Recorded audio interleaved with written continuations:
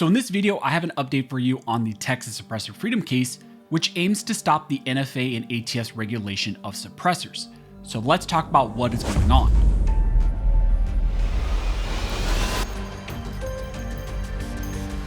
But real quick, before we get into the suppressor case, I just want to make everybody aware that, we have a podcast here on the channel. We have it on audio formats. It's on Spotify, Apple Podcast.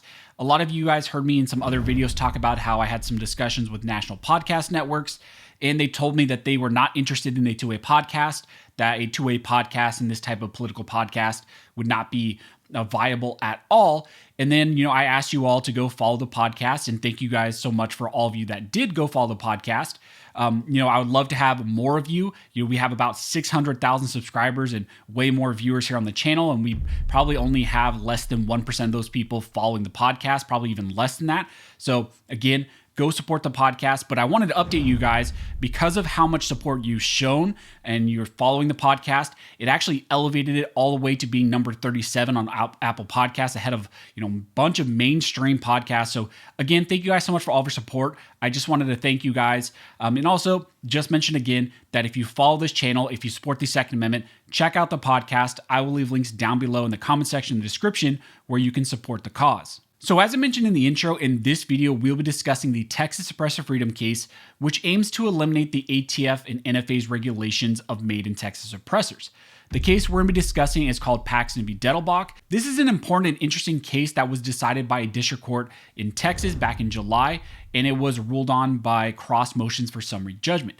In July, the federal district court judge, the lower court, issued an order granting the ATF's motion for a summary judgment. Essentially what that means is the lower court there sided with the ATF and threw out the case. The case was dismissed and thrown out in its entirety because the judge claimed that the plaintiffs lacked standing to bring the lawsuit. To me, that just smelled like the lower court was just trying to get out of the case. They didn't want to address the whole made in Texas suppressor issue and what could happen with the NFA and the ATF's regulation of these suppressors. So the judge there just decided to get out on an easy issue and just claim that there was no standing. In that decision, the lower court judge ruled that none of the individual plaintiffs have an injury in fact to meet the standing requirement.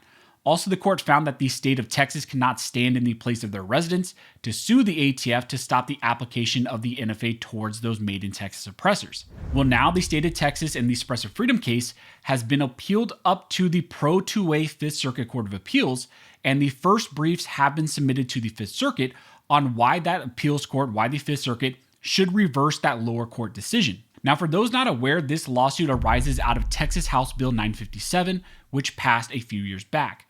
HB 957 aimed to exempt from federal regulation all suppressors that are made in and also exclusively remain within the state of Texas. The claim behind this law is that since these items are made, sold, and remain exclusively within the state of Texas, they do not fall under interstate commerce, and therefore they fall outside the purview of federal regulation by the ATF.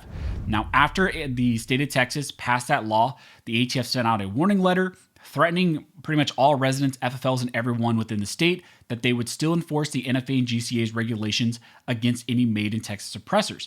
Now, in response, Texas, along with some individual plaintiffs, sued the ATF and sought to find that this state law is in fact constitutional. Well, after reviewing the case, a lower court, a district court judge, granted the motion for summary judgment in favor of the ATF. The court ruled in favor of the ATF under the rationale that since the plaintiffs, in his eyes, lacked standing, they could not bring the lawsuit, and he dismissed the entire case. Now, standing as a legal concept has really three basic requirements. First, there must be a concrete injury in fact that is not just simply hypothetical. And then second, also, there must be an actual causation between who is being sued, the injury, and then also the plaintiffs. And finally, there must be some sort of redressability, meaning that going to the court must be able to grant some sort of relief that can actually cure whatever that injury is. Now, on review, the judge found that the plaintiffs have not suffered an injury in fact, and therefore they have no standing. Here, the judge is essentially stating that the individual plaintiffs would have to allege or show in some way that maybe they possessed an illegal silencer that was made in Texas, not registered, or they didn't go through the process, something like that. They did engage in some sort of prohibited conduct that would then make them potentially prosecuted by the ATF.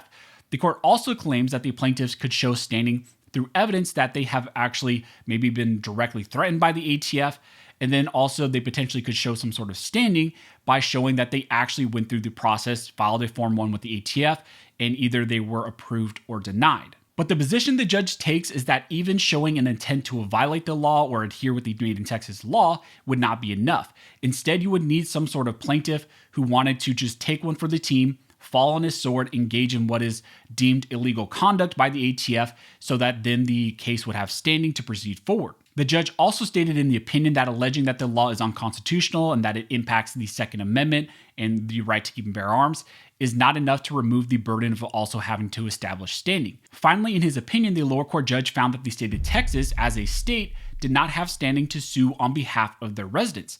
And based on all of that, the judge granted the government's motion for summary judgment, dismissed the entire case, and once again, that was a win for the ATF. Now, in response, the state of Texas has asked for the Fifth Circuit to review this case and ultimately reverse the lower court's decision.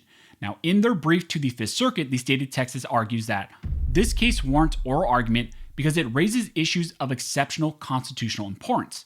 Do Texans have standing to challenge the constitutionality of those statutory requirements before applying for permission and paying the tax?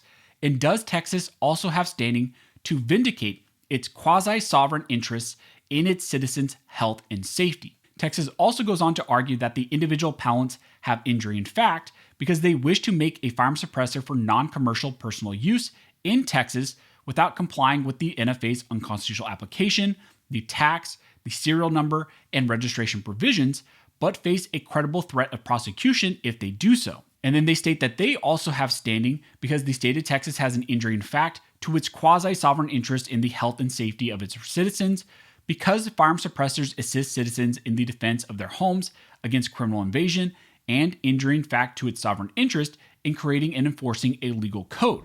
And therefore, they argue that the Fifth Circuit should reverse the lower court's decision dismissing the suppressor freedom case in its entirety in favor of the ATF because of a lack of standing. Now, as many of you know, the Fifth Circuit Court of Appeals has been very favorable when it comes to these type of administrative issues, when it comes to interpretations of the NFA and GCA, when it comes to these types of two-way cases, especially a lot of cases against the ATF. They've ruled in our favor multiple times recently in the Vanderstock v. Garland case, the Frames Receivers case, the Mock v. Garland case, the NAGR pistol brace case, the Mock pistol brace case, the Brito pistol brace case, Cargill, the bump stock case recently, which has also made its way to the Supreme Court. The Fifth Circuit and this type of jurisdiction has been very favorable when it comes to these types of two-way cases. This review by the Fifth Circuit could open the floodgates for more states to pass similar state-level suppressor laws, and then also challenge the ATF to deregulate those items within their own state for their own residents. This review will also remove the whole weak cop-out that the lower court used because of a lack of standing, so it will allow other types of challenges to maybe move forward. So definitely an important case, an important appeal that's going to be very important going forward. I know a lot of Texas viewers here on the channel are very interested in the outcome of this case, but I do want to remind everybody and warn everyone that as of right now, the ATF still treats these items as regulated under the NFA and GCA.